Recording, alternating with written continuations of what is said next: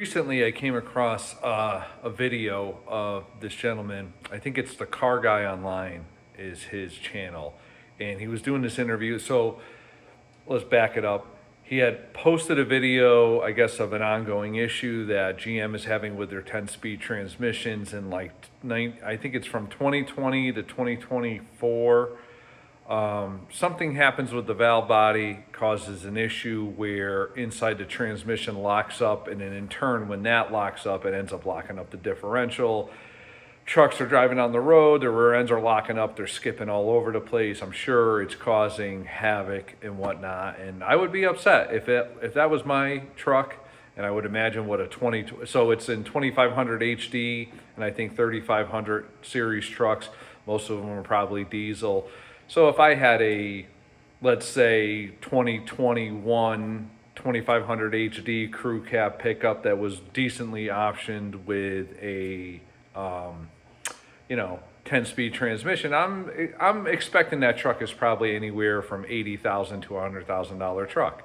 I'd be upset, be pretty ticked off that my truck, as I'm driving down the road, maybe towing something, maybe not, is locking up and skipping all over the place, and I'm having to get it towed and listen to all the gobbledygook through the dealership of either we know what it, well, they'll never admit that they know what it is, and that's kind of what this video is about. So he had posted a video about the tranny locking up, and I was interested merely just because of my trade and just to be, aware of known issues with vehicles. It's a big part of repairing vehicles is pattern failures, and you're going to see common failures happen over series of, certain manufacturers and models. The same things go wrong, and it's just good to be aware. You never know, you might get a call. Hey, I got a 2019 GMC 2500, and my wheels are locking up when I'm driving at times. I don't know what's wrong with it. Not saying that it will be the problem with the valve body. It would have to have the right year and the tranny and everything it needs to have that problem, but at least you're aware of it. And I have to admit, I just fixed a vehicle last week just from that same knowledge, where I had done some work on a 2018 Ram with an eco diesel in it, and it had an issue with the upper intake. Now, it had set a code, and it was making an odd noise when you drove it, and I figured out why. I ended up having to replace the upper intake manifold. But just because of that noise that it had, and in researching what was wrong with it, I found that they had a common exhaust leak that would happen, and it would cause a whistle noise. Now, his did not have that problem at the time. But 6 months later, it started with the whistle noise again. Similar, not the same. Look at it, sure enough, found that exhaust leak that's a common problem and fixed it, and everybody's happy. So I listened to the video. I'm interested about the transmission issue. And now, backing up, I worked for Ford for a long time. Now, I have somewhat of an inside, perspective of what happens in these cases. Now, he comes out, the Car Guy Online, with another video interviewing the guy from the viral video of, his truck locking up and all that other stuff. And it's like an hour-long interview, which was totally ridiculous to me because it was really a 5-minute conversation. Yeah, my truck had this issue. Yeah, it's at the dealer. It's been here this long, and they're not sure if they're going to fix it. And I think the guy's out of warranty anyway. So I listened to 20 minutes of it, and it got very redundant, and I shut it off. But before I did, I jumped into the comment section because, you can't resist those comments. And I was just reading through, and everybody's got their torches and their pitchforks in the air, and GM needs to be held accountable, and we need to boycott GM, and there needs to be a class action lawsuit, and there needs to be this. And that stuff just makes me laugh, just hysterically laugh like a supervillain. Dude, when I started working for Ford back in 2000, well, actually I started back in 99, but when I was a full-time mechanic in 2000, we were going through the Firestone tire recall. So let's give a little synopsis of what happened in that instance. So Firestone had produced millions of tires for Ford SUVs. F-150s, Expeditions, Explorers, I believe, got all the Firestone tires, along with most of their cars were getting Firestone. So Ford and Firestone had been long since linked together, Well, all of a sudden, tires start blowing off on these Ford Explorers, mostly the Explorers. And I mean, killing people died. So, I mean, it's not just that I bought a $100,000 truck and I'm towing my fifth wheel and now I'm stuck in Timbuktu and I can't get home for the holidays. It's not even that. People, tires exploded, people rolled over in their vehicles and they died, bar none. I don't know how many, but enough. Enough that the National Highway Traffic Safety Division launched an investigation. Ford and Firestone went, oh, it's the way the tire was built. No, it's the pressures you told to run the people because Ford had put a sticker in the door frame, run the tires at this pressure. Firestone said the pressure was too high, that was causing the blowouts, and everybody, blamed everybody else. What happened? Long story short, I'm sure Ford paid out a bunch of money to people that died. Ford had all those vehicles with the certain serial numbers on the tires recalled. So they did actually two-stage recall. So they did a first stage, which is X amount of thousands of tires they replaced, and then they did a second stage. And I was there for the second stage. So the first stage, my buddy was a mechanic for a while. He was like, dude, we were doing like 2 or 3 sets of tires a week, and it lasted like about 6 months, and then we kind of like slowed down.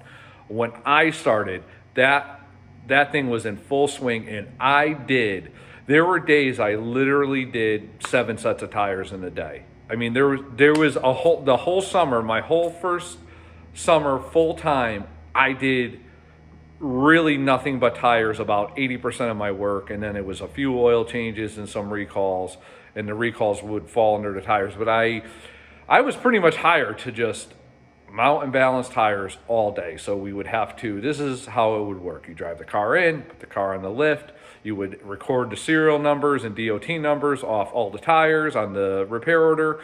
You would then proceed to dismount the tires. You would remount the new tires. Now the customers had a choice of 3 different tire manufacturers to replace their Firestones with. It was like Michelin, Goodyear, and I forgot the third one. You would go to the parts department. They would roll out the tires for the set customer. You would mount and balance them. Then you would go ahead and you would take the old tires out to the scrap pile. You would then proceed to cut a 6-inch gash into the sidewall of the tire. And I don't know why at this point, because the tire was pretty much rendered useless, we would have to grind the DOT numbers off those tires. And then a special truck was sent from the Ford Motor Company to pick up those specific tires. So they had to keep aside. And if you didn't return the tires, like, I'm sure there was dealers that didn't do the cutting and the grinding, but my service manager was by the book. So if they said to do it, we did it, which is really the way to be. But you had to return the tires. If they showed up and you were supposed to have 60 sets of tires, so 4 times 6, 240 tires or whatever it was. If you were supposed to have 240 and you turned 236, well, you didn't get paid for 1 set of tires. They just wouldn't pay you for it. So where does that fall into this GM thing? Well, everybody with their pitchforks and their torches and they're going to the center square to hang the GM executives, crying for class action lawsuits. There may be a class action lawsuit. Something may happen. It won't be the first time, it won't be the last, and that's the whole point. Like, people literally died from that Firestone tire fiasco, and that's just one of many across many different manufacturers. Every manufacturer, I'm sure, has a story of they built something that turned out to be, it wasn't safe, it caused people to die, it caused people to get gravely injured, maimed, whatever the case. They've built things that have not lasted, have huge failure rates. Another thing that jumps into my mind is Ford had a major issue. Now, I came in on the tail end of this, but cars were still coming in that suffered from this while I started being a mechanic, was 3.8 liter V6 head gaskets. Every 3.8 liter that Ford produced from like 1992 to 2000 every single one blew head gaskets. And then if the mechanic, if it got to the dealer too late and coolant got into the bottom end, it needed a motor. I don't know how many cars came in, Guys, oh yeah, the head gaskets are blown. They would do the head gasket job. They would go to drain the oil. They would find coolant in the oil, change the oil and filter, change this, change that, send the car on its way. It would come back 2 weeks later, knocking every single one. It got to the point where service managers were like, if you bring it in, you drain the oil first. If there's any coolant in that oil, we're just ordering a motor, because they had just learned that once the coolant got in there, if it was driven at all, it pretty much wiped out the bearings. And Ford tried to sidestep that. They tried to blame the Roloc disc. So those little fiber discs that people use to clean the head surfaces, they were saying, oh, the fibers from those discs get into the oil galleys, they clog up the oil pump, and that's why those engines end up blowing. Total bullshit. It was coolant getting into the bottom end and customers not realizing it until the car's overheating. And by the time it was overheating, it had already had coolant in the bottom end for a long time, and kablooey, you're out of business. So when I'm reading through these comments, I made a comment because I can't help myself. I'm incorrigible. I'm like, you know what? Everybody in here that's screaming for vengeance, screaming for blood, best of luck to you. This is nothing new, especially with American manufacturers. And business is going to go on as usual. GM is going to do whatever they need to do to mitigate their... I'm telling you right now, if you're out of warranty for this, what may happen, and this happened actually to my wife with her Audi A4. So my wife in the early 2000s wanted an Audi A4. We had found one, original owner, low mileage, always serviced at Audi, immaculate car. We bought it. She had it for 6 months. She was driving it one day, the oil can starts coming on, and she was very smart. She pulled right over and shut the car off and called me and said, I'm driving the car and the oil light's been coming on and blinking. Well, lo and behold, I was lucky to have a good friend of mine who I worked with at the Ford store, worked at Audi. I called him. I said, hey, this is the problem. He said, don't drive it, don't start it, have her get it towed. So I called her back. Then I called the tow company. Because they worked with my dealership, did me a favor, went, picked her up, brought her back to my house where her old car was that we hadn't sold yet. Put her in that. She goes about her life, her day, Get it to my buddy at Audi. He's like, dude, I'm going to tell you right now, there's going to be sludge in the oil pan, and there's going to be sludge in the oil pickup, and that's going to cause a low oil issue. And I think we caught it early. Sure enough, he was right.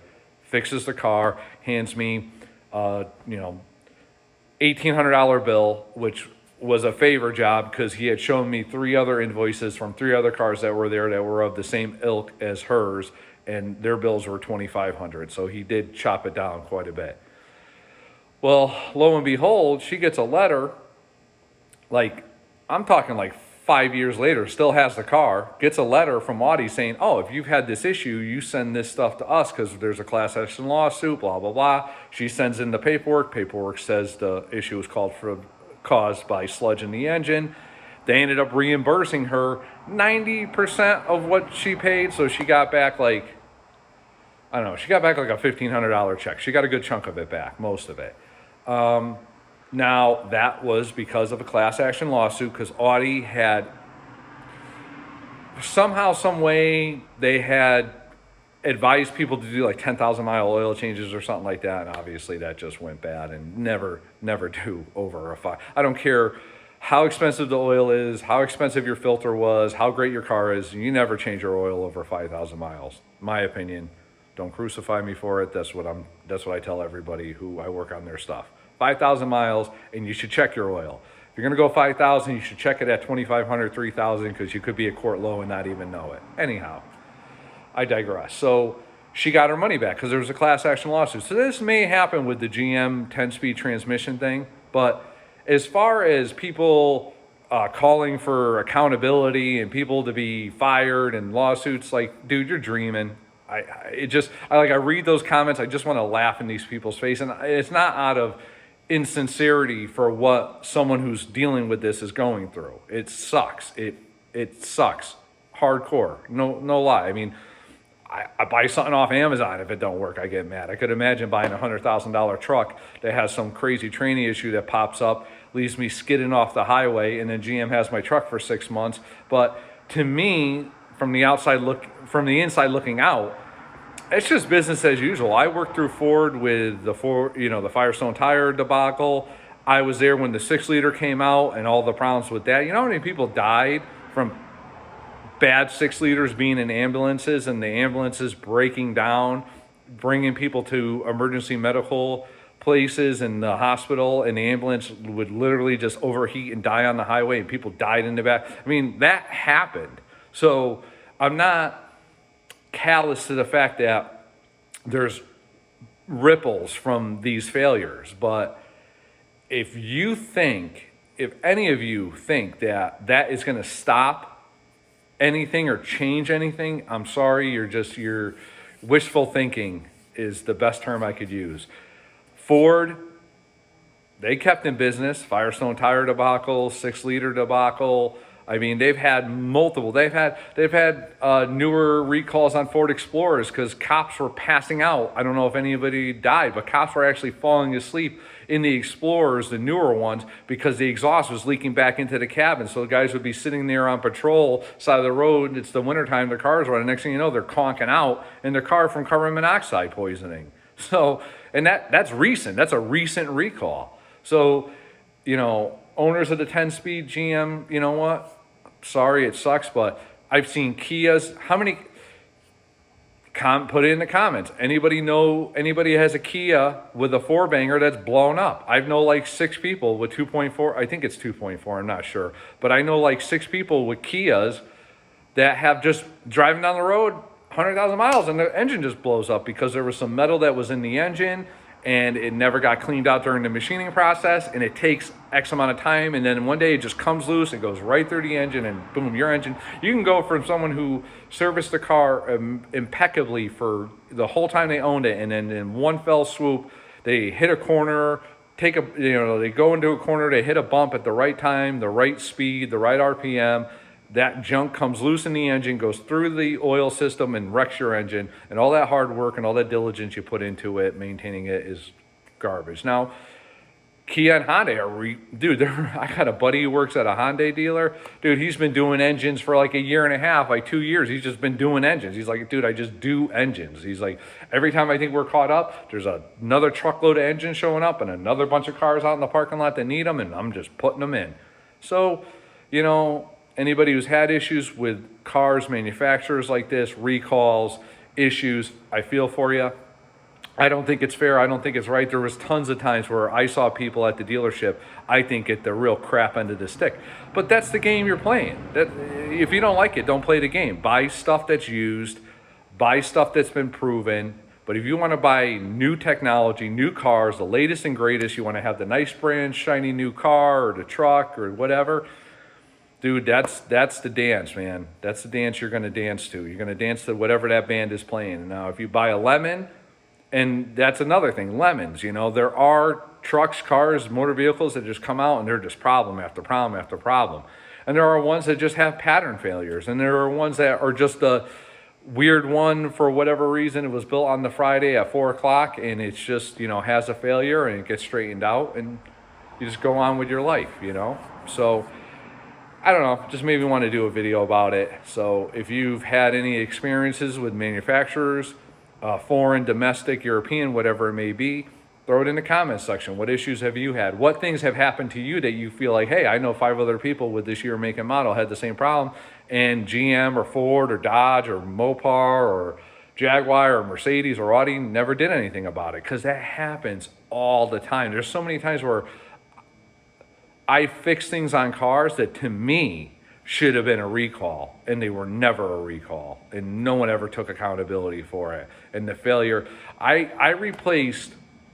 had a Toyota Sienna come in one time, and it ended up chewing up the motor about 3 weeks after I fixed it, and I had warned the customer it was probably going to happen because Toyota had installed oil cooler lines that had rubber hose from the stainless steel section on one part of the block that channeled the oil to a cooler on the other part of the block, had like 4-inch rubber hoses, and they get brittle and they crack, and when they crack they start leaking, and the person was driving on the highway, their oil light came on. By the time that happened, they pulled off. It was way too late. It soaked the whole underneath of the car with oil. I put replacement lines on it, new oil in it. I drove it for 2 days, and I said, listen, that thing had like no oil in it. I had to put 4 or 5 quarts in it just to pull it into the shop. I don't know how long you drove it. cross your fingers. And it lasted 3 weeks. Third week, it starts knock, knock, knock, knock. And by like the fourth week, it was full on knock, and they ended up getting rid of the car. So there you go. Right. That should be a recall. That was garbage, but Toyota never did anything about it. And I don't know how many have failed. I think about how many engines and how many minivans failed because of that failure, because they made a replacement part that didn't have the rubber lines in it. So obviously manufacturers aftermarket knew, hey, let's not remake this part with the same flawed design. So there you go. It's just my 2 cents, my opinion. Yeah, should they be held accountable? Yeah, go there with your pitchforks and drag them out of GM and put them in the stockade in the center of town and go throw rocks and rotten potatoes at them, if that'll make you feel better. But it's not going to happen. So, unfortunately, just get over it. All right. Have a great day.